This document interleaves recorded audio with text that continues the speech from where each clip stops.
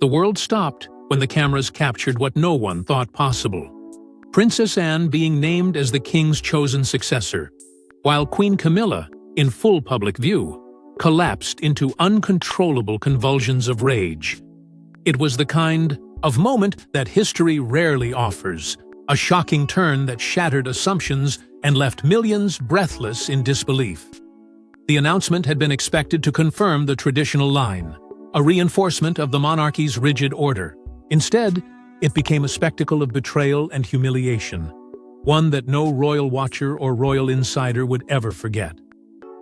The room itself seemed to fall into silence as Anne's name rang out. There was no tremor in her voice, no flicker of doubt. In her eyes, she carried herself with the quiet authority that had been her hallmark for decades, a presence that commanded respect without demanding it. Against the backdrop of decades of controversy and whispered scandals, her composure radiated stability. In that instant, she was not merely the king's sister, she was the embodiment of the monarchy's survival. Camilla, by contrast, appeared, unmoored. The rage that had long simmered beneath her polished smile broke through in a violent eruption that no amount of royal training could contain. Her hands shook, her body quivered, her expression twisted into something raw and unrestrained. For the first time in her reign as queen consort, the mask slipped, and the world saw not the careful figure of dignity, but a woman consumed by fury at being sidelined, diminished, and betrayed in front of the entire nation. Charles sat frozen, his face betraying the torment of a man caught between crown and marriage, legacy and love. His eyes darted from Anne, steady and resolute, to Camilla, unraveling before him in convulsions of rage.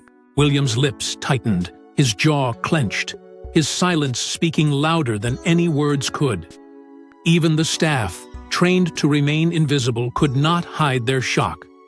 Gasps filled the air, audible even above the low hum of the cameras that broadcast the moment across the globe. Within minutes, the footage began to ripple outward, first to television screens across Britain, then to millions of phones and tablets worldwide. The reaction was instant astonishment, disbelief, exhilaration, and outrage, all collided in a tidal wave of commentary and speculation. For some, it was the triumph of loyalty over ambition, of duty over desire.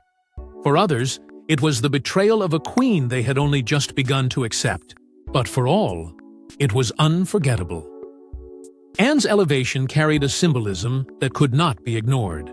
She was not simply being named as successor, she was being chosen over Camilla.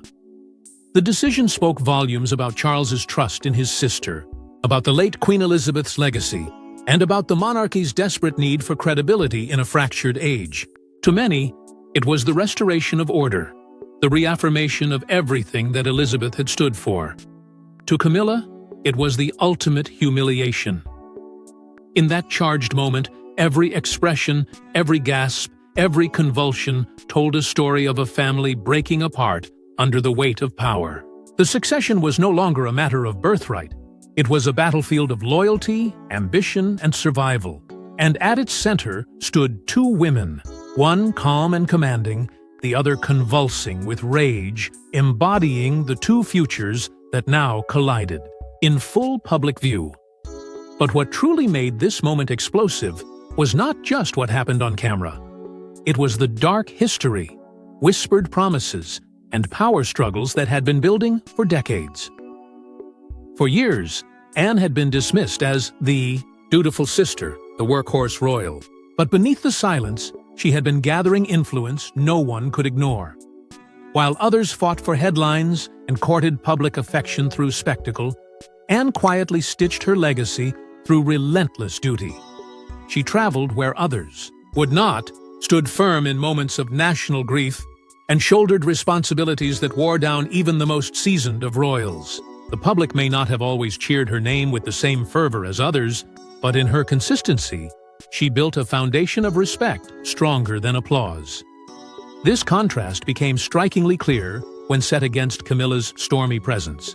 Camilla was often framed by whispers, controversies, and shadows of past scandals, while Anne was the unwavering symbol of stability. Where Camilla carried the weight of criticism, Anne exuded an aura of loyalty, untarnished and unshaken. It was this sharp division controversy against constancy that quietly set the stage for Anne's eventual ascension. Elizabeth II herself had long recognized it. She valued loyalty above all else, and in Anne she found not just a daughter, but a guardian of tradition, a woman who never sought to overshadow the crown, but to protect it. The late Queen's trust was not built on sentiment alone. It was earned through decades of sacrifice. Anne's schedule was relentless, her work ethic unmatched, her voice never raised in scandal. That dedication did not go unnoticed. Behind closed doors, she became a quiet advisor to Charles during the most fragile years of his reign. Their private meetings, shrouded in secrecy, hinted at something greater. An unspoken understanding that when the time came, Anne's strength could anchor the monarchy. She was not only his sister, but his confidant, the one who understood both the burden of the crown and the treachery of those who sought to undermine it. Even beyond the walls of the palace, Anne's influence grew. Politicians who had once dismissed her as peripheral began to recognize her shrewd insight. Military leaders, bound by tradition and duty, admired her discipline and composure. She did not crave power, yet she commanded it naturally, a steady hand amid turbulence.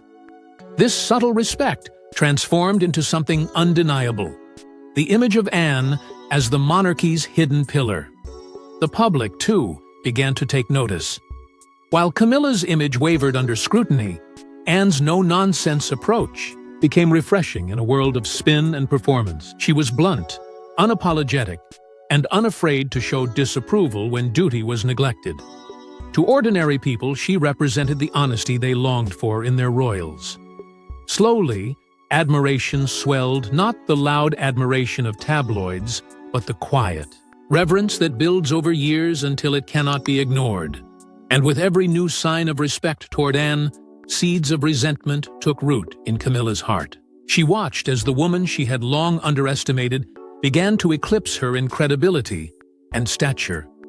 For Camilla, it was intolerable. To be overshadowed by Anne was more than an insult. It was a threat. Resentment hardened into rage, rage into fear, and fear into the very convulsions that the world would later see explode before their eyes. Yet Anne's rise was not simply a matter of respect. It was tied to something deeper, something sealed within Elizabeth's last wishes. Before her death, Queen Elizabeth left behind words so powerful that they continue to shape the monarchy, and they were never meant for Camilla.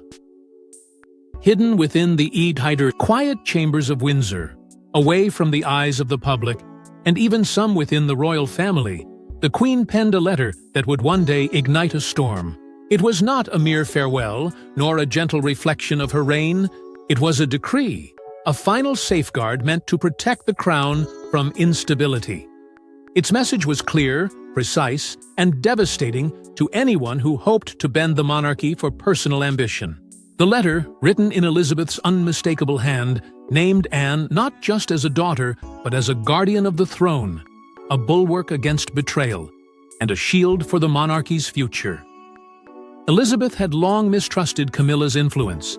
Though she had extended the crown's grace, her instincts told her that Camilla's hunger for power could not be reconciled with the delicate continuity of the monarchy. To Elizabeth, loyalty was everything, and in Anne, she found the embodiment of that word. Anne had no lust for grandeur, no schemes to reshape the institution in her own image. She was duty itself, the kind of figure Elizabeth knew the crown would one day desperately need. In the letter, she pleaded not for change but for preservation, urging that when the monarchy reached a crossroads, the crown must fall into the hands of loyalty, not ambition. Whispers of a hidden codicil began to surface. After Elizabeth's passing, those who had seen fragments of the Queen's private writings spoke of an addition to her will, a passage that was never meant for public eyes but carried the weight of a royal command. It was said to speak directly of succession, weaving Anne's name into a destiny that no one outside of Elizabeth's trusted circle had imagined. While most believed Charles would follow tradition unchallenged, the codicil revealed a mother's foresight, that the throne might one day be protected by her daughter. If all else failed, Charles, upon discovering the letter, was shaken to his core. His reign was already fraught with difficulty, and the last thing he needed was the ghost of his mother dictating his decisions. He locked the letter away, hidden deep within royal archives, fearful of the havoc it could unleash.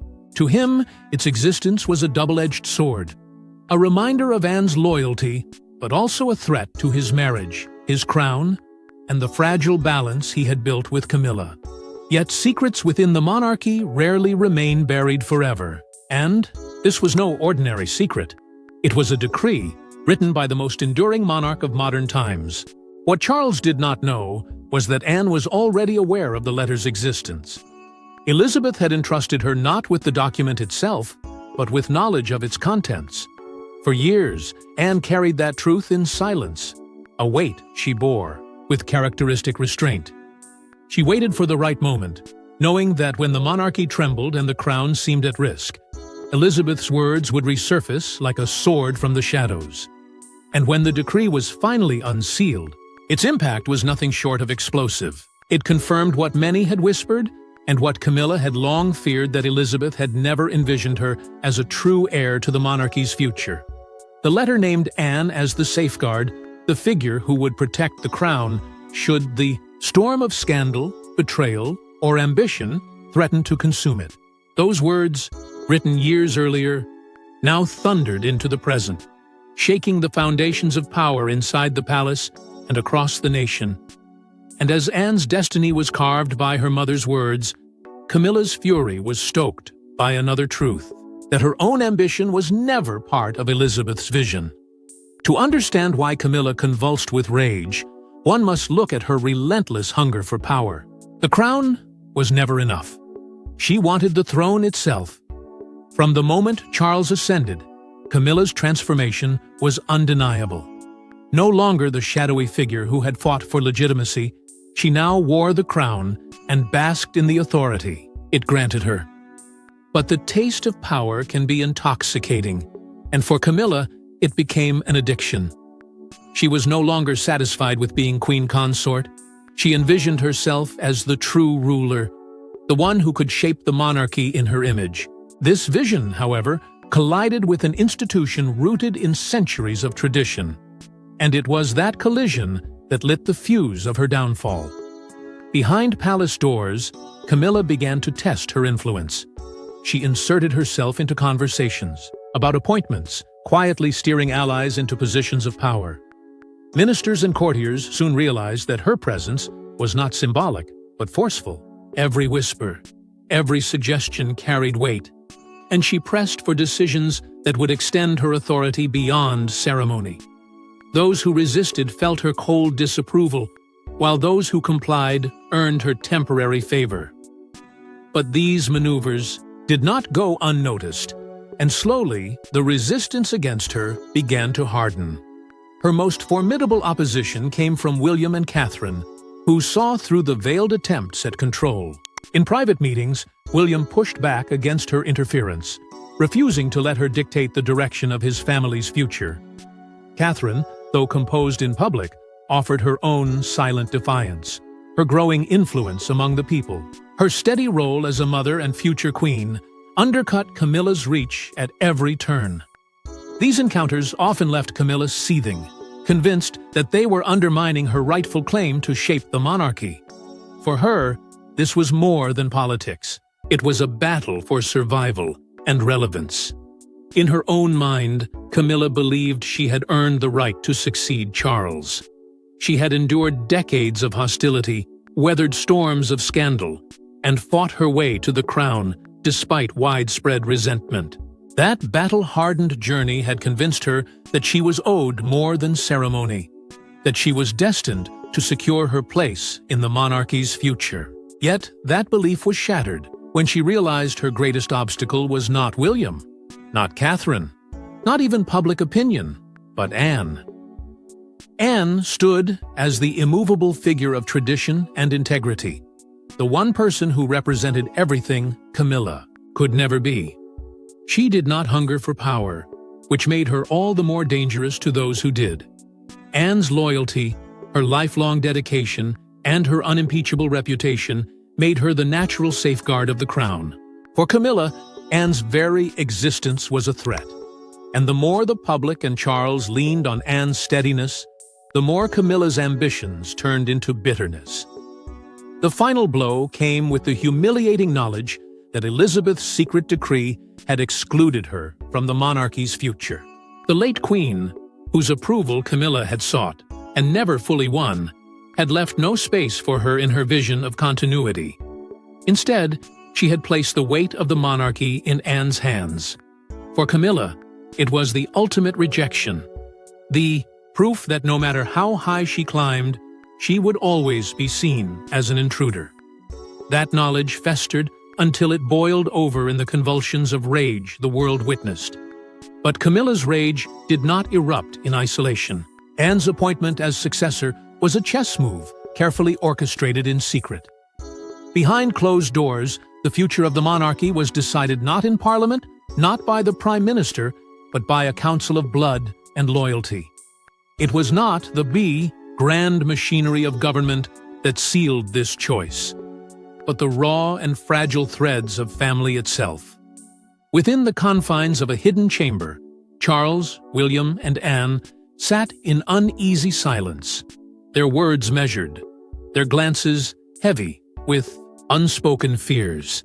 The stakes were nothing less than the survival of the crown. Every move, every whisper in that room carried the power to shape history, and each of them knew that one wrong step could plunge the monarchy into chaos. It was the advisors who first broke the silence. They came armed with reports, poll numbers, and the brutal truth Charles had long avoided.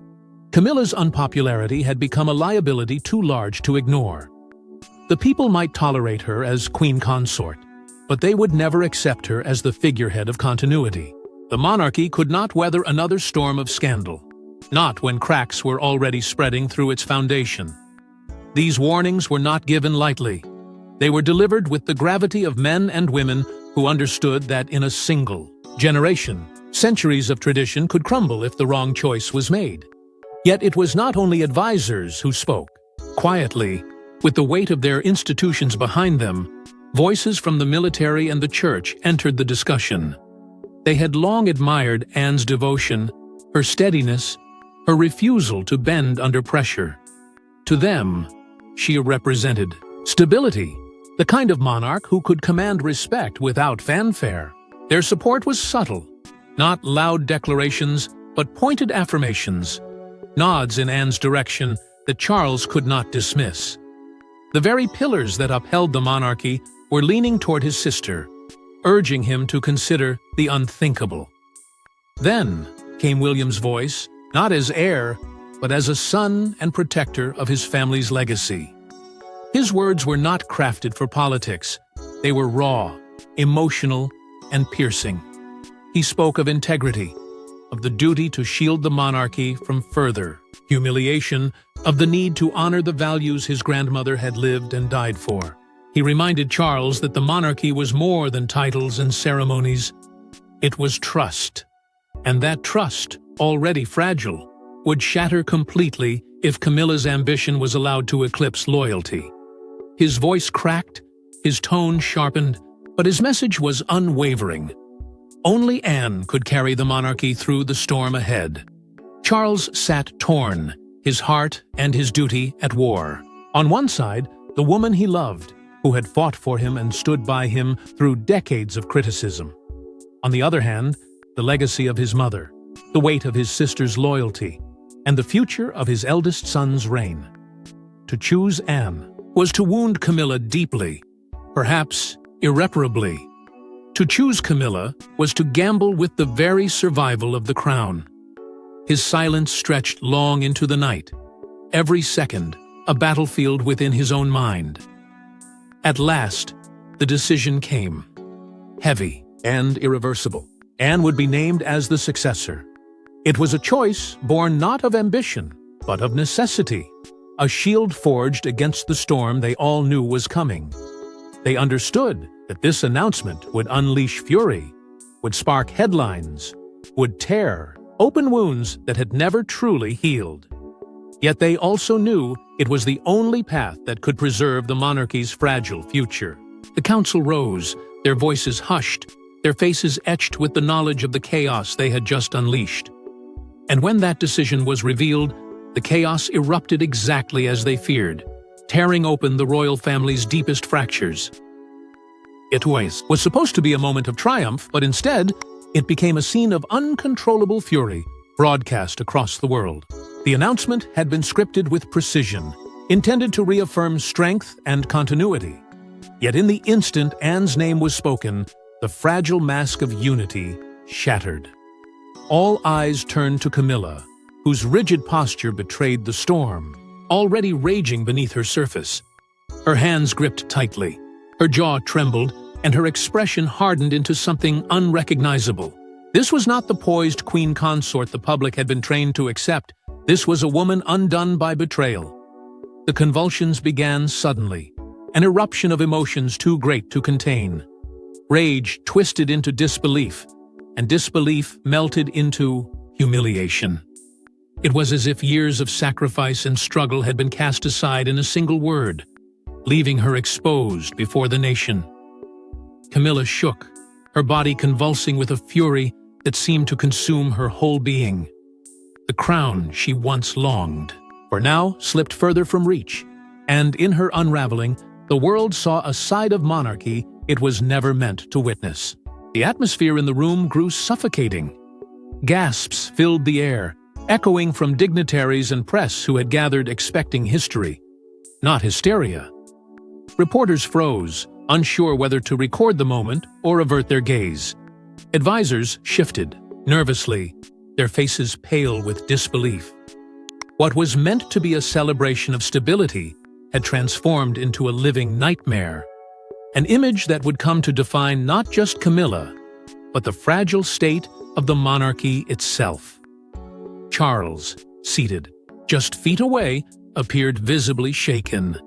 His hands trembled as he tried to compose himself, but the conflict was etched across his face. Here was a man torn between personal loyalty to his wife and the duty that demanded he stand by his sister. Every flicker of emotion betrayed his agony. Every glance toward Camilla, a silent plea for restraint. Yet, there was nothing he could do. The rage could not be quelled. The convulsions could not be hidden. For perhaps the first time, the king himself seemed powerless before the weight of the crown. William's reaction was starkly different. He sat in stunned silence, his eyes narrowing as if the very future of his family had just been revealed in Camilla's unraveling. Catherine, seated beside him, leaned forward, her face set in disbelief, her composure unshaken, but her thoughts racing. And then there was Harry, whose expression carried the weight of a man caught between loyalty to family and the recognition of an unfolding disaster. The younger royals did not speak, but their silence spoke volumes. The monarchy was breaking, apart before their eyes. The footage did not remain confined to the gilded chamber. Within moments, clips began to spread across social media, replayed endlessly, dissected by millions. What should have been a solemn declaration of succession became a viral spectacle, a symbol of weakness and fracture within the House of Windsor. Screens across the globe lit up with the same haunting image, a queen convulsing with rage as her rival claimed the throne she had once envisioned for herself. The monarchy, once so careful about its image, now found its darkest fracture broadcast, without mercy. But the public spectacle was only the beginning behind palace walls. The aftermath was far more terrifying. The palace became a battlefield, with one half rallying around Anne's quiet authority and the other clinging desperately to Camilla's crumbling crown. What had once been a house of order and ritual now pulsed with tension so thick it seeped into every corridor. Advisors, servants, and family members found themselves forced to take sides. Loyalty was no longer a matter of tradition, but of survival. Those who believed in Anne whispered of stability, of duty restored, while those tied to Camilla clung to her with desperation, fearing the wrath that might follow if they abandoned her. The divide was no longer subtle, it was open, raw, and dangerous.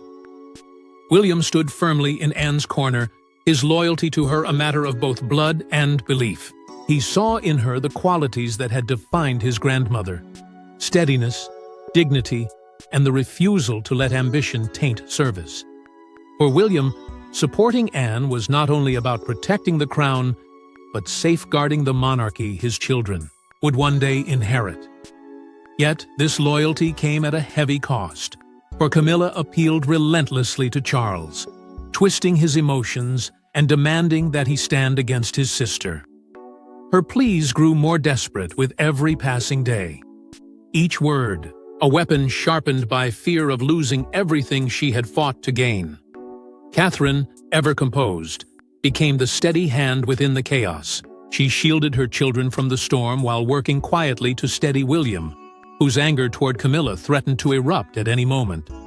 Catherine understood that silence could be as powerful as confrontation, and in her calm resolve, she offered the monarchy a glimpse of its future. Behind her serene presence, however, was a mother's determination to protect her family from the toxic fallout that threatened to consume them all. Yet as divisions hardened, darker whispers began to spread through the palace. Rumors swirled that Camilla, cornered and humiliated, threatened to expose secrets long buried within the royal archives. It was said she spoke of scandals hidden for decades, of betrayals that could shake the institution to its core.